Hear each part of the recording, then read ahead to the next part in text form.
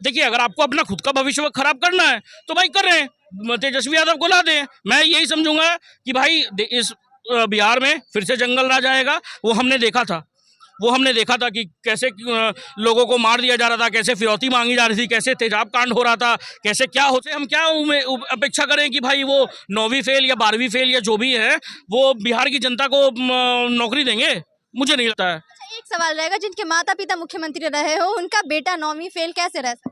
अब यही बात है ना मैम कि शिक्षा उनको लगा, हाँ उनको सीएम भी बनना है और जनता को बर्बाद भी करना है। एक बात बताइए आप कि उनको क्या नॉलेज होगा कि भाई प्रशांत किशोर ही बोलते हैं कि उनको जीडीपी का मतलब नहीं पता होगा। वो बोले 2500 रुपया सबको महिलाओं को देंगे। अरे बिहार का बजट क्या है और कितना लाखों करोड़ों रुपए का आप बात कर रहे हैं, कितना एक्सीड कर जा रहा है। अरे उनको कुछ नॉलेज नहीं है, बस उनको क्या है कि भाषण देने से मतलब है और जनता को मूर्ख बनाने से मतलब। मगर ये जमानत नहीं, कन्विक्ट हो चुके हैं, चारा चोर हैं ये। जो कहते थे कि मैंने 90,000 करोड़ का प्रॉफिट लाया, क्या बोलते हैं, रेलवे में।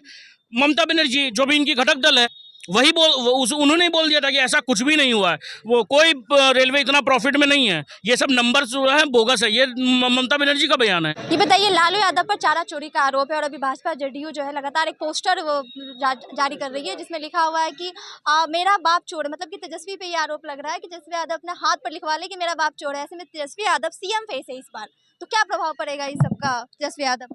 कुछ भी नहीं पड़ेगा मैम, तेजस्वी यादव पे क्या पढ़ना है।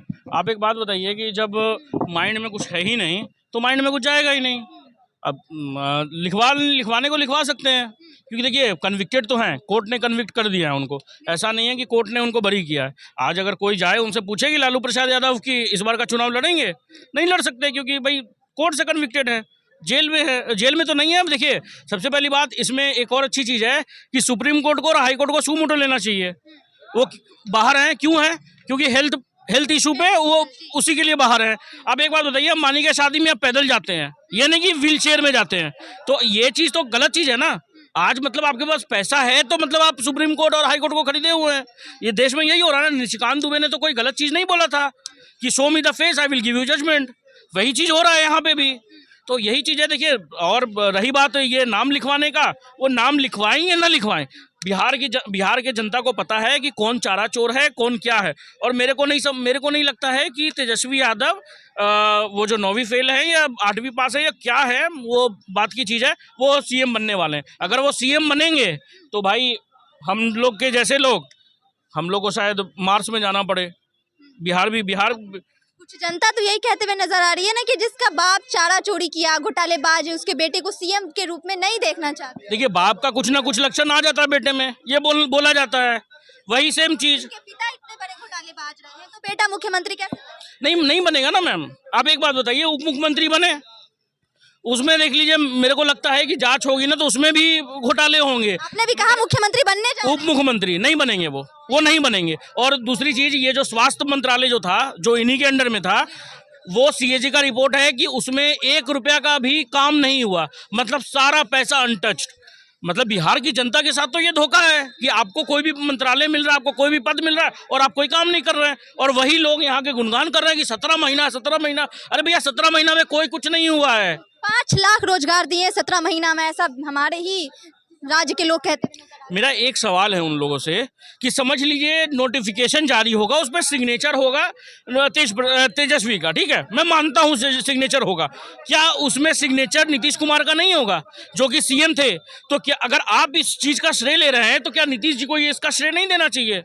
बिल्कुल देना चाहिए। मैम, ये पता नहीं मुझे आधा नॉलेज कहाँ से लेकर के आते हैं। ठीक है, आप सरकार में थे, आपको श्रेय मिले, कोई बड़ी बात नहीं है, आपने किया। आप देखिए, जब हम गद्दी पे बैठते हैं ना, कोई गद्दी पे बैठता है तो वो जनता के भलाई के लिए ही बैठता है। आप काम गिनवा क्यों रहे हैं भाई? अगर आप अच्छा काम कर रहे हैं तो वो लोग गिनवाएंगे, आप नहीं गिनवाएंगे। आपके पिताजी का क्या ये था, उपलब्धि क्या था? आप अपने नाम पे वोट, अपने पिता के नाम पे वोट मांगिए, अपने माताजी के नाम पे वोट मांगिए। उनकी माताजी जब पहली बार गई थी तो बोली थी कि ये मंत्रालय क्या होता है, मुझे साइन करना नहीं आता है। ये अभी भी स्टेटमेंट है उनका और लाइव है। उनसे हम क्या अपेक्षा करें कि भाई वो 9वीं फेल या 12वीं फेल या जो भी है वो बिहार की जनता को नौकरी देंगे? मुझे नहीं लगता है। एक सवाल रहेगा, जिनके माता पिता मुख्यमंत्री रहे हो उनका बेटा 9वीं फेल कैसे रह सकता? अब यही बात है ना मैम कि शिक्षा उनको लगा, हाँ उनको सीएम भी बनना है और जनता को बर्बाद भी करना है।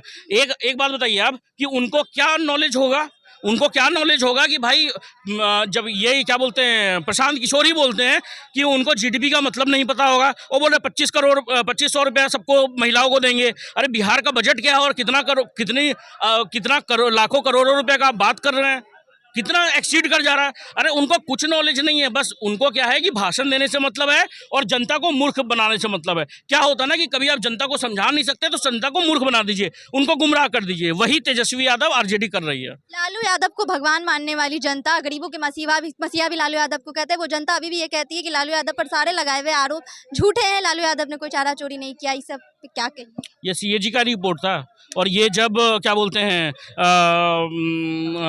कांग्रेस के साथ में थे ना, जब उनके साथ में थे तभी उसी समय कांग्रेस का ये आया था। और ये तब का नहीं था कि बीजेपी आ गई हो तब ये सीएजी का रिपोर्ट आया था, वैसा नहीं था, क्योंकि बीजेपी तो बहुत बाद में आई थी और इनके ऊपर में चारा चोर का बहुत पहले लग चुका था। और ये चारा चोरी अगर नहीं करते तो भाई कोर्ट इनको जमानत दे देता, मगर ये जमानत नहीं, कन्विक्ट हो चुके हैं, चारा चोर हैं ये। जो कहते थे कि मैंने 90,000 करोड़ का प्रॉफिट लाया क्या बोलते हैं रेलवे में, ममता बनर्जी जो भी इनकी घटक दल है वही उन्होंने बोल दिया था कि ऐसा कुछ भी नहीं हुआ है, वो कोई रेलवे इतना प्रॉफिट में नहीं है, ये सब नंबर जो है बोगस है। ये ममता बनर्जी का बयान है, उन्होंने कुछ भी नहीं। देखिए मैं समझता हूँ कि बिहार की जनता बेवकूफ़ ना बने ये तेजस्वी यादव के चक्कर में। जो जैसा सरकार चल रहा है चलने दीजिए। अब देखिए अगर आपको अपना खुद का भविष्य खराब करना है तो भाई कर रहे हैं, तेजस्वी यादव को ला दें। मैं यही समझूंगा कि भाई इस बिहार में फिर से जंगल राज आएगा। वो हमने देखा था कि कैसे लोगों को मार दिया जा रहा था, कैसे फिरौती मांगी जा रही थी, कैसे तेजाब कांड हो रहा था, कैसे क्या होता था। मोहम्मद साबुद्दीन कौन थे?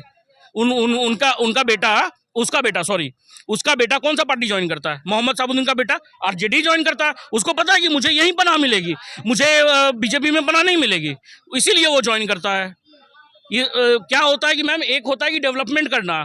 बिहार में डेवलपमेंट अगर आप सोचेंगे तो जेडीयू और एनडीए मिलके ही यही कर सकती है। मुझे नहीं समझ में आता कि कोई और पार्टी करेगी।